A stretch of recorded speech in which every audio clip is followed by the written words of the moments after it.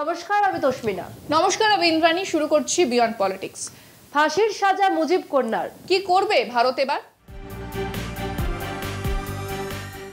আমাকে একটা ভালো গল্প বলবে? কেন রে, হঠাৎ গল্প শুনবি কেন? খুব বোর হচ্ছি, মন ভালো নেই। তোমার কাছে তো অনেক গল্প থাকে। তা তো আছে। তুই ফ্র্যাঙ্কেনস্টাইনের গল্প শুনেছিস? মেরি শেলির বিখ্যাত উপন্যাস? না গো, পড়িনি। সিনেমাটা নিশ্চয়ই দেখেছিস, সেটাও তো হিট। না, সিনেমাটাও দেখা হয়নি। তুমি আমাকে বলো না গল্পটা। ভিক্টর ফ্র্যাঙ্কেনস্টাইন নামে এক বিজ্ঞানীর গল্প। তিনি একটি দৈত্য বানিয়েছিলেন। তার বানানো দৈত্যই তার পরিবারের সবাইকে মেরে ফেলে। ফ্র্যাঙ্কেনস্টাইনেরও মৃত্যু হয় সেই দৈত্যর জন্যই। বাহ, ইন্টারেস্টিং গল্প তো, পড়বো আমি। হ্যাঁ, পড়িস। কালকের পর থেকে আমার ফ্র্যাঙ্কেনস্টাইনের গল্পটাই মনে পড়ছে। কেন কেন মনে পড়ছে তোমার? শেখ হাসিনাকে মৃত্যুদণ্ড দিয়েছে বাংলাদেশের আন্তর্জাতিক অপরাধ ট্রাইব্যুনাল। 2009 সালে এই ট্রাইব্যুনাল তৈরি করেছিলেন হাসিনাই। কেন ফাঁসি দিয়েছে ট্রাইব্যুনাল? হাসিনাই বা ট্রাইব্যুনাল গড়েছিলেন কেন? 2024-এ কোটা আন্দোলনে মানবতা বিরোধী অপরাধের জন্য হাসিনার ফাঁসির সাজা হয়েছে। আর মুক্তিযুদ্ধের সময় পাকিস্তানপন্থী রাজাকার, আল সামস বা আল বাদারের মতো গোষ্ঠীগুলো যুদ্ধাপরাধের বিচার করতেই হাসিনা সরকার এই ট্রাইব্যুনাল করেছিল। আমাকে বলো তো, হাসিনার নামে ঠিক কি কি অভিযোগ ছিল, রায়তেই বা কি বলা হয়েছে? তুই এই খবরটা দেখ, তাহলেই বুঝতে পারবি কেন মুজিব কন্যার মৃত্যুদণ্ড হলো। বাংলাদেশের আন্তর্জাতিক অপরাধ ট্রাইব্যুনাল প্রাক্তন প্রধানমন্ত্রী শেখ হাসিনাকে মানবতার বিরুদ্ধে অপরাধের মামলায় মৃত্যুদণ্ড দিয়েছে। দীর্ঘ কয়েক মাসের বিচার শেষে ট্রাইব্যুনাল তাকে 3টি অভিযোগে দোষী সাব্যস্ত করে। রায়ে বলা হয়, 2024 সালে ছাত্র আন্দোলনের সময় তিনি নিরাপত্তা বাহিনী ও দলীয় সংগঠনগুলোকে ব্যবহার করে শিক্ষার্থীদের ওপর প্রাণঘাতী হামলা চালানোর নির্দেশ দিয়েছিলেন। বিচারপতি মোহাম্মদ গোলাম মোর্তাজা মজুমদারের নেতৃত্বে 3 সদস্যের ট্রাইব্যুনাল প্রাক্তন স্বরাষ্ট্রমন্ত্রী আসাদুজ্জামান খান কামাল ও র্যাবের প্রাক্তন আইজিপি চৌধুরী আবদুল্লাহ আল মামুনের বিরুদ্ধেও রায় ঘোষণা করে। আদালত জানায়, 3 জন একযোগে দেশ জুড়ে আন্দোলন দমন এবং শিক্ষার্থীদের হত্যা করতে ভূমিকা রেখেছিলেন। আসাদুজ্জামানের মৃত্যুদণ্ড হয়, তবে তদন্তে পুরো সত্য স্বীকার করায় ও ক্ষমা চাওয়ায় রাজসাক্ষী মামুনের 5 বছরের কারাদণ্ড হয়েছে। হাসিনা ও কামাল ভারতে থাকায় তাদের অনুপস্থিতিতেই বিচার হয়। ট্রাইব্যুনাল জানায়, তাদের পালিয়ে যাওয়াই দোষ প্রমাণের ইঙ্গিত।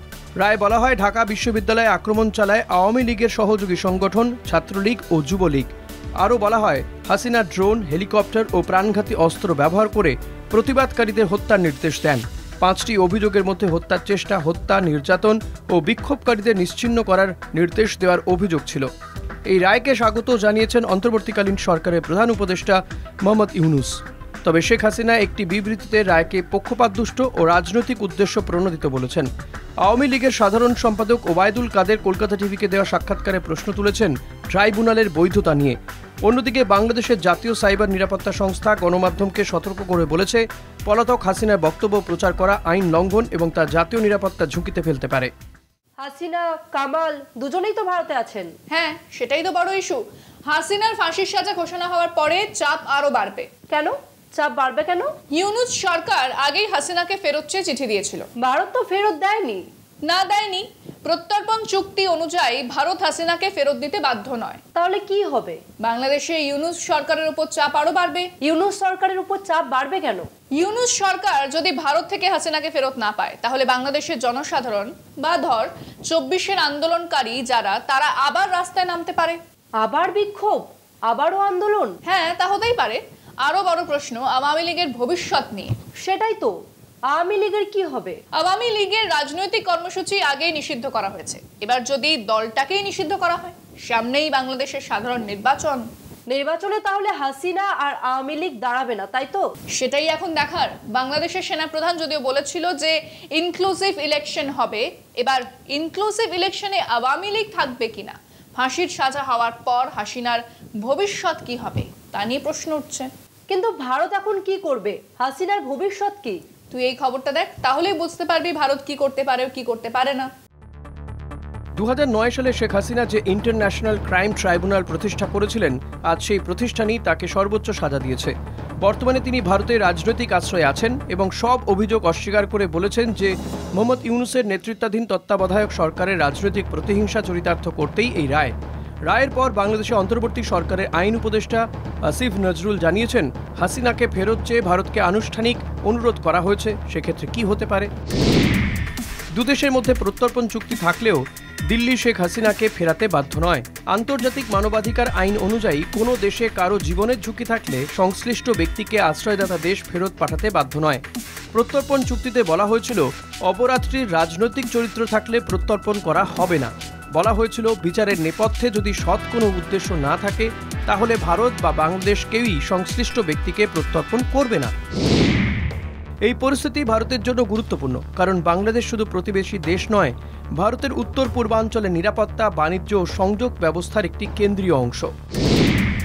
হাসিনার আমলে ভারত বিরোধী জঙ্গি গোষ্ঠীর ওপর নজরদারি থেকে শুরু করে সীমান্ত নিরাপত্তা, হেফাজতে ইসলাম ও জামাতের প্রভাব নিয়ন্ত্রণ এবং ভারতের উত্তর পূর্বে থাকা বিচ্ছিন্নতাবাদী গোষ্ঠীগুলোর ওপর নিয়ন্ত্রণ ছিল। তবে ইউনূসের অস্থায়ী সরকার ক্ষমতায় আসার পর নীতিতে বড় পরিবর্তন দেখা যাচ্ছে। তারা চীনের সঙ্গে ঘনিষ্ঠতা বাড়াচ্ছে, পাকিস্তানের সঙ্গে সহযোগিতা জোরদার করছে। এমনকি ইন্টারিম সরকারের কিছু প্রতীকী পদক্ষেপ ভারতের মাথা ব্যথার কারণ হয়ে দাঁড়িয়েছে।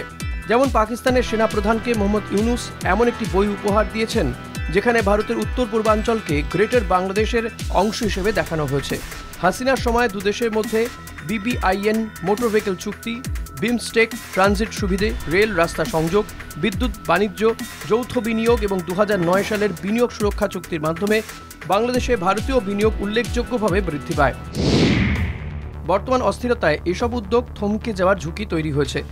2026 সালের নির্বাচনের আগে আওয়ামী লীগের কার্যকলাপ নিষিদ্ধ করায় রাজনৈতিক অস্থিরতা আরও বাড়তে পারে। এতে ইসলামপন্থী ও ভারত বিরোধী শক্তি রাজনৈতিক সুযোগ পাবে, যা ভারতের নিরাপত্তা ও বিদেশ নীতির জন্য ক্ষতিকর। প্রত্যর্পণ প্রশ্নে ভারতের সিদ্ধান্ত আইনি ও রাজনৈতিক দুই দিক থেকেই সংবেদনশীল।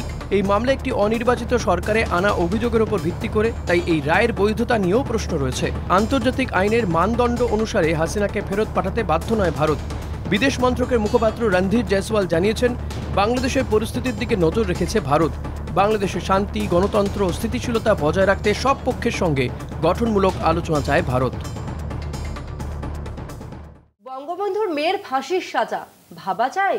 ভাবা যায় না, কিন্তু হয়েছে, আর এর কারণও ছিল। হাসিনার বিরুদ্ধে অনেক অভিযোগ ছিল। বিরোধীদের ভোটে দাঁড়াতে না দেওয়া, ভোটে হস্তক্ষেপ করে ভোট জেতা, জোর করে বিরোধীদের দমন করা, বিরোধীদের জেলে পুরে দেওয়া। বাপরে, এ তো স্বৈরাচারের অভিযোগ। তুই কি অভিযোগগুলোর সঙ্গে কোনো কিছুর মিল পাচ্ছিস? মিল তো পাচ্ছি, কিন্তু আমার বলতে ভয় করছে। সব স্বৈরাচারের একই রকম আচরণ হয়, মিল পাওয়া স্বাভাবিক। এক দেশ এক নেতায় বিশ্বাস করে তারা। তবে হাসিনার পতনের কারণ কি শুধুই এই অভিযোগ? না, শুধু তাই নয়। ছাত্র আন্দোলনের আড়ালে চাগার দিয়ে উঠেছিল মৌলবাদ।